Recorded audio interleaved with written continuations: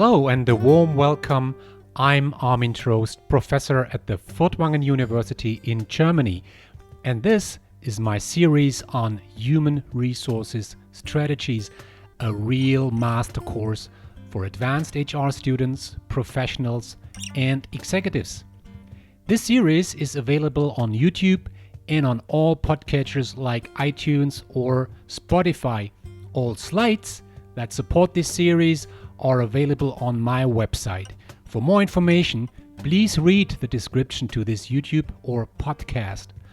I'd also like to refer to my book, Human Resources Strategies, available at most online bookstores. So, again, thanks for listening. Have fun and gain valuable insights into the fascinating world of HR strategies.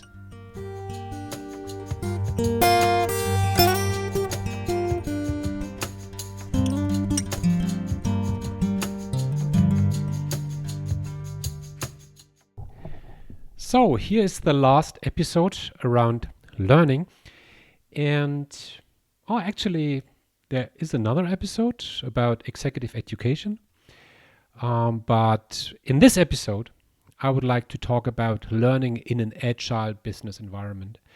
It's very special, and let me start with traditional thinking. And in traditional thinking, there is a fundamental idea on how corporate learning is supposed to work. And let me simplify this a bit. What really happens is a separation of learning context and business context. What does that mean? First, there is a business context. In the business context, this is the real world. This is the world where people work on a daily basis. This is where problems occur. This is where problems are supposed to be solved. Here we have tasks, challenges, problems, projects, maybe requirements that we see, competencies that we feel as being relevant. So that's the business context. Okay, reality. So what we always did as part of learning was we tried to derive so-called learning objectives out of the business context. The question was simple. It was just about, okay, if this is the reality, if this is the future, what are the things that people, employees, managers, experts are supposed to learn? And we put this into learning objectives. I mean, this is how most university programs have emerged. We sat together, maybe with the industry, and thought about, okay, our graduates, what should we prepare them for? For what do we prepare them? Of course, for the business reality. Okay, what do they need to be able to? Okay, and based on this, we have defined learning objectives. And these learning objectives then were translated into a separate learning context. That's the university, that's the school, that's the seminar room, that's the corporate university. Okay? This is the training and development curriculum with the different modules and courses and whatever. And in the learning context, we thought about the teaching content, what to do there, what is the content, who are the right instructors, the right trainers, experts to be involved in these programs, courses, webinars, or whatever. We thought about various formats, not only classroom, but also online things, whatever. And also we thought about maybe something like assessment, final evaluation, testing, and all these things. So learning takes place in the learning context. But the application of what is learned in the learning context is the business context, the reality. So the special challenge was always how companies can make sure that a learning transfer takes place so that people can apply in reality, in the business context, what they have acquired in the learning context. Okay? That's the traditional way of thinking very often of the job training. Okay? Now, let's move to a different business environment. Let's look at an agile business environment. And we were talking about the structural and cultural context heavily in the 6th and the 7th episode. And I would like just to pick out a few characteristics of an agile context.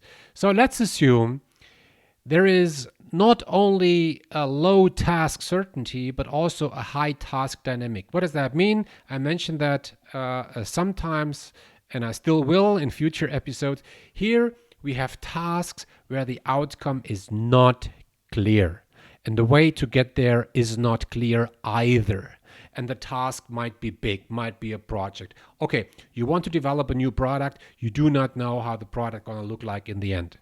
And you work in teams, that means high task dynamic. You work as a system, not with divided labor. It's not an individual contribution. It's a group contribution. It's a shared contribution, common contribution. And only experts are involved. Yeah, there are people who know a lot about their particular fields, and they all work together. And there is no superior hero or boss, above telling, look, this is the solution. This is the answer to all your questions. This is simply not there.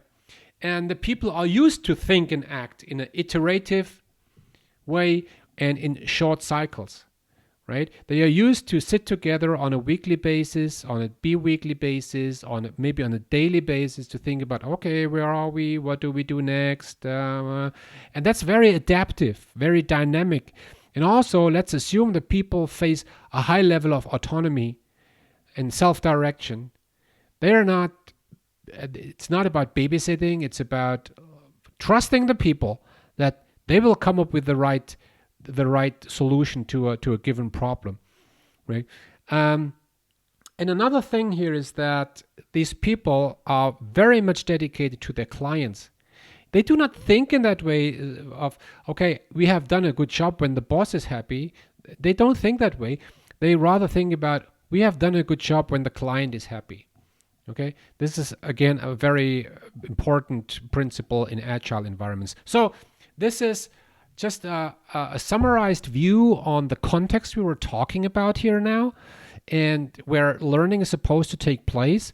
Now, let's look at the learning case I would like to focus on. Let's assume the learning case is really about creation. There is no answer. There is no expert. There is no book. There is no instructor. There is no professor who comes up and says, look, this is your problem. Here's the solution. You have to create it, right? It's more about creation, not about mediation. And it's the group who is learning and not the individual. Everybody knows that this is a more mid or maybe long-term journey. They will find the solution to their problem not tomorrow, not this week, maybe over the course of a couple of months. And it's unique, really. It's unique. They know once they have solved this problem, they will learn a lot, of course, and they can apply their learning for other cases. But it's not something that happens all the time in the same way. Okay, so that's the context and the learning case. And now you can imagine that it's simply not possible to invite the group into a seminar. I mean, let's have a specific problem, okay? Let's assume the problem is that a company wants to, now let's pull something from the air. Let's say, okay, we have a product here. Let's say a vacuum cleaner. Okay. And the group understood that the vacuum cleaner in the future must be digitized. It must be connected. So you link your vacuum cleaner to WLAN, to Wi-Fi, and it should do certain things. You want to connect this product to other things because you see some use cases on this, whatever the use cases might be, for some customers. Okay. How can we do this? It's a problem. And now you can ask all those people involved to go to a seminar But in the seminar, they will not find the solution to this because there is still nobody there who has connected a vacuum cleaner, a digitized a vacuum cleaner. So you have to create this. Seminars don't work. Books don't work. There is no webinar on this. So learning must take place in a different way. Now, let me share with you a little bit a model that describes how learning happens in such an agile setting. And I name this agile learning. And what you must imagine now is a 2x2 portfolio. Okay? 2x2, 4 fields. Left, right, bottom, and up. So left and right is about the level of knowledge being available. Left side means you have no knowledge. You don't know the solution, right? Right side is you have the knowledge. You know the solution, right? So learning is what happens when you move from left to right, from lacking knowledge to knowledge, okay? The other dimension there in my picture that you might now imagine when you listen to the podcast and not to YouTube is the bottom layer and the upper layer. The bottom layer is about being unconscious, things that happen unconsciously, without being aware of. And the upper layer is being conscious, doing things in a very conscious way. You are aware of what you are thinking. You are aware of what you do, right? In the bottom left-hand field, lacking knowledge, unconscious. This is what we name ignorance. You do not know something and you do not know that you don't know something. I mean, that's for all of us the default setting. I mean, most things in life we don't know. Really not. And we do not know what we don't know. This is ignorance. I mean, it's not meant in a negative way. It's just saying it. Yeah, you are not aware of billions of people you will never meet in your life. You're not aware about the wonderful things that you could know about whatever, science, history, politics, whatever. But ignorance is not a good state to learn. Really, to learn something, you should move to a level where your uncertainty, your lacking knowledge becomes conscious, where you feel, oh, I don't know something. I know now that I don't know something, whatever it is. Yeah. And here I name this relevant uncertainty. Relevant is important because it is not enough just to know that you something don't know. It must be relevant. Oh, I don't know the solution to this problem, or we don't know the solution to this problem, but we should. Now things become relevant. You know that you have a problem, and the problem is decent. It has a meaning. You better solve it. And moving from ignorance to relevant uncertainty is a process that we could name irritation. That's the process where you learn that you something no. Might be that you see a cool product on the competitor side and you think, hey, why are they capable of doing that? You see that revenue drops with your current product and you feel that, oh, you have to come up with something new here, but you don't know what that new thing might be. Right? Could be certain incidents, sometimes even a keynote, sometimes just a book, sometimes a conversation with somebody that makes you aware that you don't know something, but you better should. This is the process of irritation. Irritation is a very important prerequisite for successful learning in an agile environment. Okay, now you are on this conscious level of relevant uncertainty. Now you move from lacking knowledge to knowledge. But how does that happen? That does not happen by reading a book because the knowledge is not there. It's not by inviting a consultant because he probably does not know the solution. You have to create your knowledge. And how does that work in an agile working environment? It works through reflection, through constant iterative cycle of trying and failing and trying and failing and learning and failing and trying and learning and failing and getting better every day. Right? You explore, you experiment, you define some assumptions, some hypotheses. You learn that you were wrong. Okay, do it again.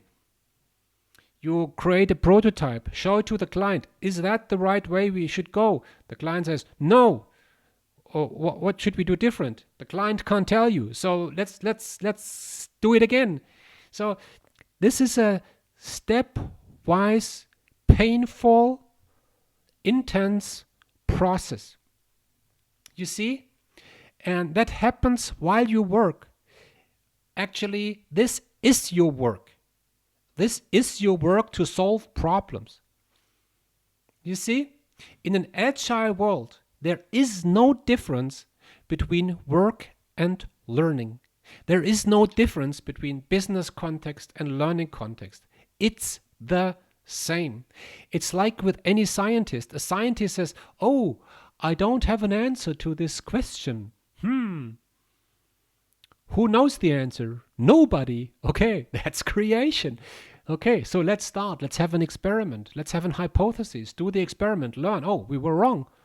Okay, let's adjust the hypothesis. Let's do another experiment. Now things turn out to be a little bit more significant.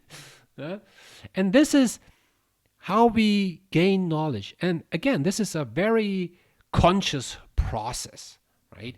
And in the end, you have something that we name explicit knowledge. Knowledge you are aware of. Knowledge that you can document. Knowledge that you can publish. Knowledge that you can share with others. Knowledge that you can articulate.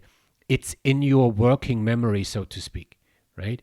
And once you use explicit knowledge over and over again, then your brain acts and says, okay, now you don't need to process this explicit knowledge in your conscious mind.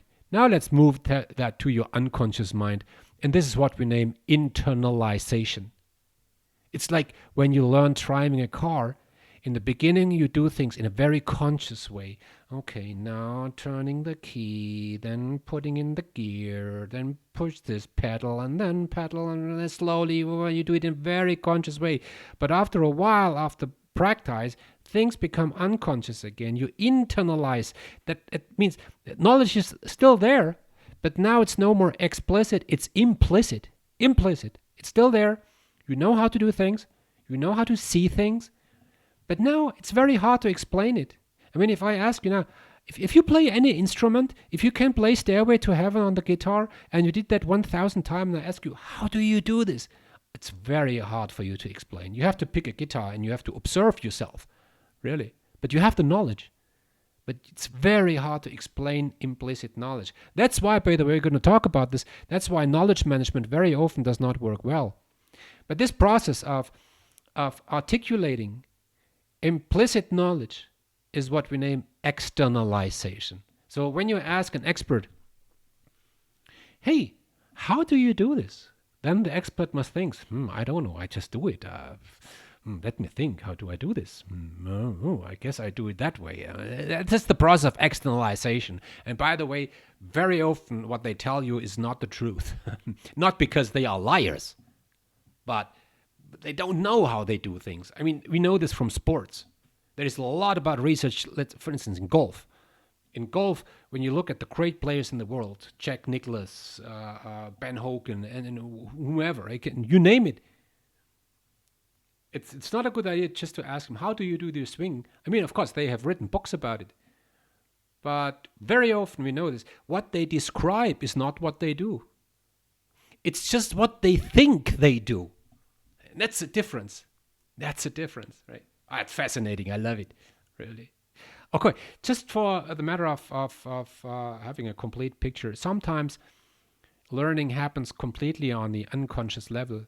So you move from ignorance to implicit knowledge. So you learn without being aware of it. You learn by watching role models, for instance. This is how you learn a language when you are a child. This is how you learn social values, norms when you are a child. Yeah, these things very often have never did never happen in a conscious way, and this is pretty much related to what we name socialization. Okay, so you see, It's a specific way how to look at learning. And by the way, I've posted a video about this also on YouTube. Forgot the title of this YouTube. Probably its title is something like Agile Learning. So it's a real video where I present in person exactly this model because I love it. I love it.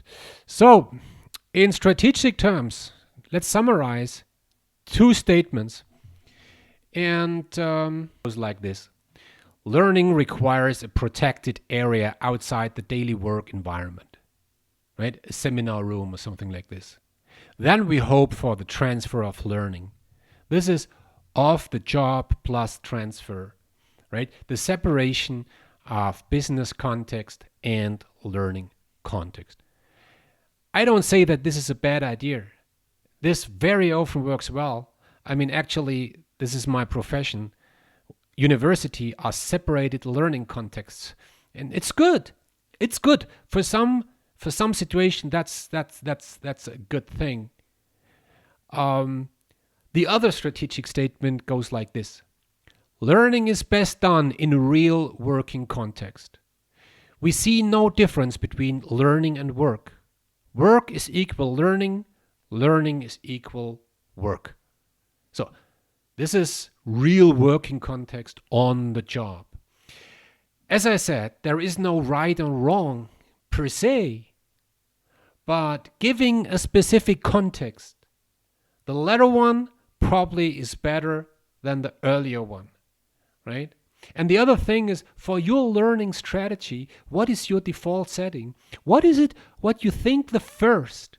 When you think about learning, do you first think about on the job or do you first think about off the job? And this is a matter of your learning philosophy. This is a matter of your strategic learning priorities. Better discuss this, yeah, and get a kind of discussion in direction and default setting.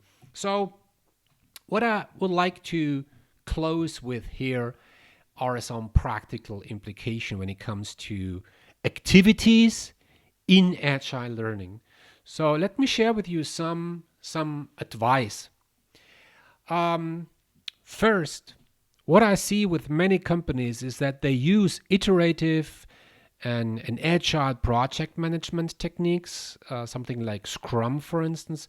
Scrum is completely different from the waterfall principle. You know, in project management, the classic style, in the beginning, we made the project plan, we made our project structure, we made the Gantt charts and all the things. So we anticipated all the actions that will be required over the course of the project, and we made detailed plans, right?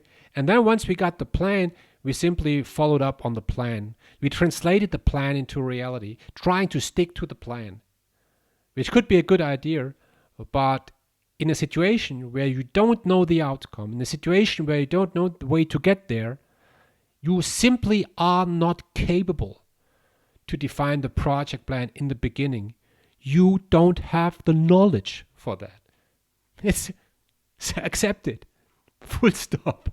It's how it is. It's a pity. Yes, of course. When the uncertainty is the highest, you might cry for a plan. Please give me a plan. There is none. Okay, so better work stepwise, step after step, one step at a time. And Scrum is this technique that more goes into that direction. So involve a Scrum Master, learn how to work with the Scrum technique. Use design thinking. Design thinking is a wonderful way to make ideas visible. Very often with toys, for instance, like Lego. Have you seen some executives building their business model with Lego? It's interesting. Sounds stupid. Sounds really childish. But the idea is to translate your fuzzy first idea into something tangible, in something that you can take into your hand and show it to a customer. Say, look, this is my idea. It's very, very good. Design thinking makes ideas visible. Do prototypes as early as possible. Early prototyping. There's this mantra in agile project management: fail fast, fail cheap. Have a prototype of whatever it is, of your digitized vacuum cleaner, and show it to the client, even though it looks still ugly. It's fine. It's fine. Do something. Create something. Do not just show PowerPoints. Have prototypes, so that you can really actively ask for feedback from the client, not from the boss. Okay, it's important. Another idea, and I also posted a video on this. I name it Premortem analysis. A Premortem analysis is something so cool.